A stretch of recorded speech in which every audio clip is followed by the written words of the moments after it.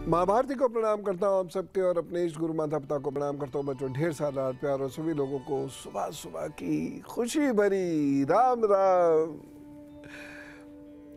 आज हम बात करेंगे कि हाथ पैर या घुटनों में दर्द क्यों होता है, उसका कारण क्या है, और एक बहुत महत्वपूर्ण बात करेंगे, दूध कैसे पिए। दूध पीना आता है सबसे?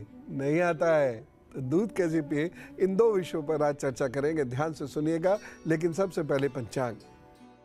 आज है 15 जून, दिन बुधवार, सूर्य।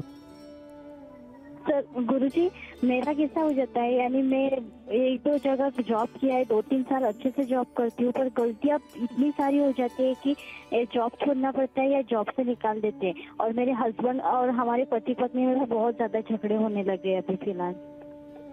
देखिए, जहाँ तक जॉब का सवाल है, 2024 में अप्रैल से सितंबर के बीच में आपको एक जॉब मिलेगी जो आपकी बहुत लंबी चलेगी। लेकिन उससे पहले जो भी जॉब्स मिलेंगी उसमें डिस्टर्बेंस होगा, और इस डिस्टर्बेंस का मेन कारण रहेगा घर की वजह से आप अपनी जॉब पर फोकस नहीं कर पाएंगे। इसकी वजह से भी कुछ दिक्कत रहेगी। आप एक उपाय करना शुरू करें, नहीं तो घर के झगड़े काफ़ी बढ़ सकते हैं। और उपाय ये है कि आप हर मंगलवार को बरगद के पेड़ के जड़ में 2 बूंद कच्चे दूध की ज़रूर अर्पित कर दिया कीजिएगा, और वहाँ से लौटते वक्त किसी मजदूर को भोजन ज़रूर दे दिया कीजिए। कोई भी भोजन, किसी भी किस्म का भोजन, ये हर मंगल को आप भी करें और आपके साथ आपके जीवन साथी भी कर लें तो और भी अच्छा है। नहीं तो आप तो करते ही रहें इसे, और इसे कम से कम 1.5 वर्ष करना है। और अगले वर्ष खास तौर से आपको बहुत संभल के चलने की आवश्यकता है। तो ये उपाय करने से प्रभु जी ज़रूर आपका काम बनाएंगे। आज एक बहुत महत्वपूर्ण बात ध्यान रखनी है। आज जो चंद्रमा का मूवमेंट हुआ है उसके आधार पर मैं अब बात करते हैं लोगों के हाथ पैरों में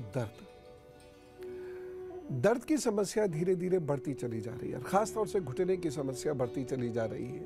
मंगल और राहु की वजह से ये समस्याएं बहुत बढ़ जाती हैं। इसके साथ साथ बहुत सारे लोगों को शरीर में खिंचावट भी होने लगी है।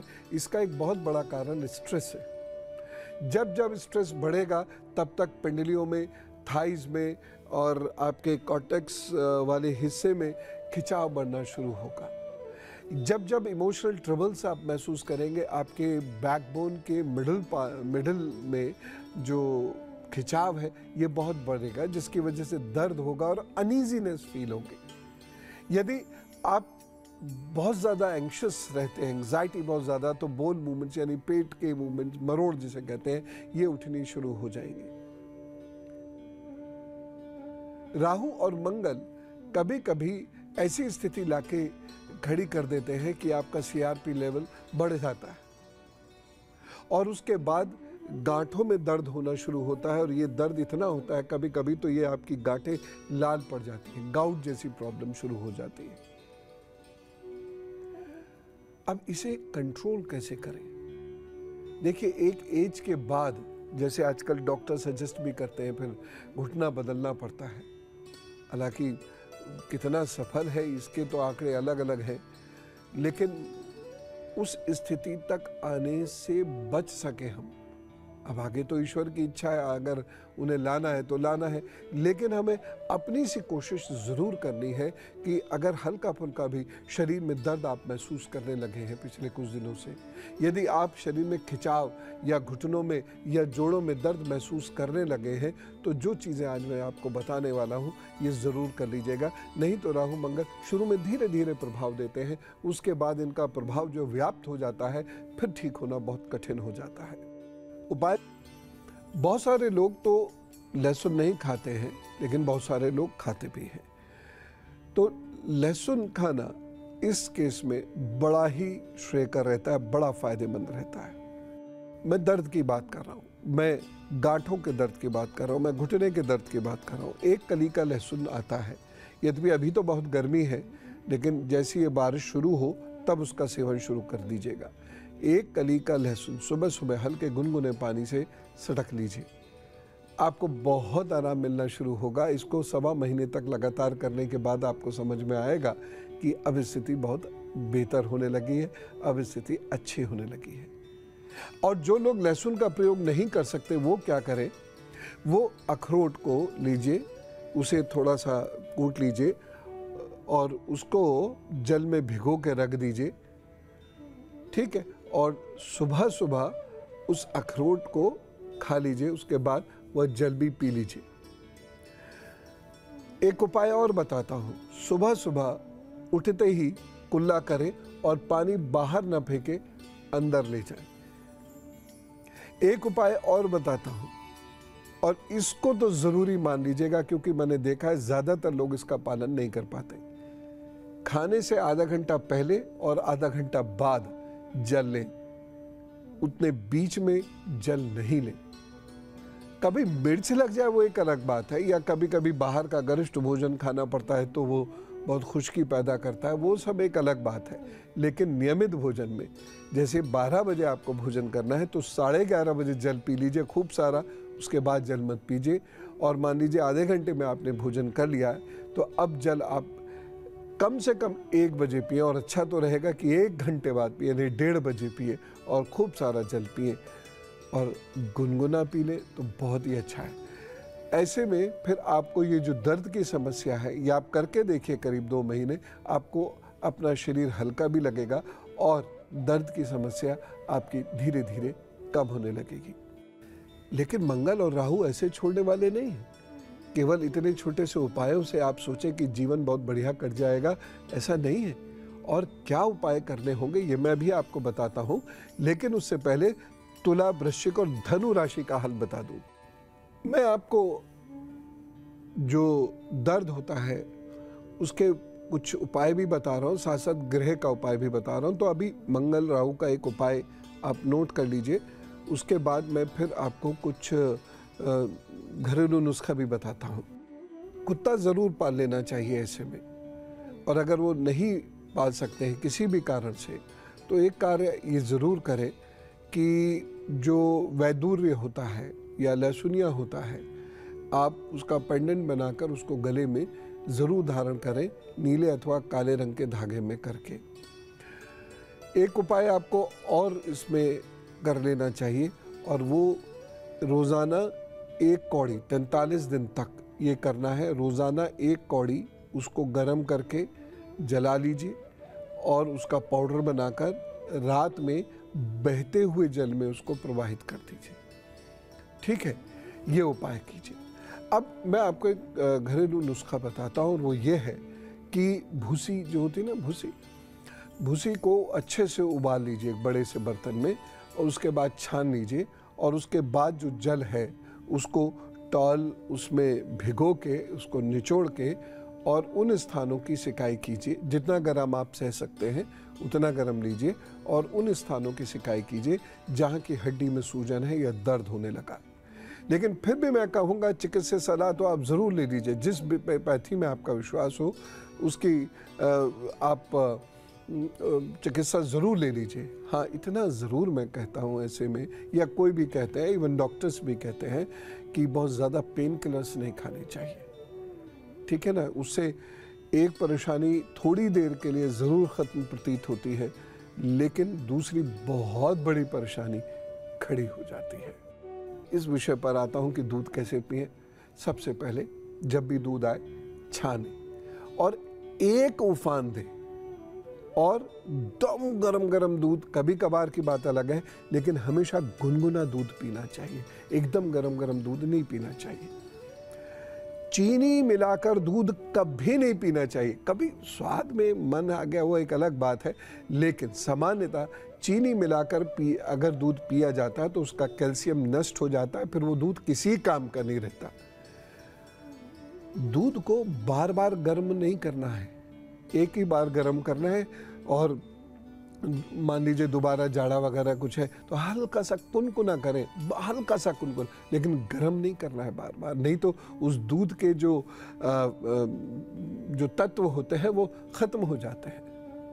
जिन लोगों का हाजमा कमज़ोर है, डाइजेस्टिव सिस्टम वीक है, या जो पेट के रोगी हैं, उनके लिए दूध बहुत फ़ायदेमंद नहीं है।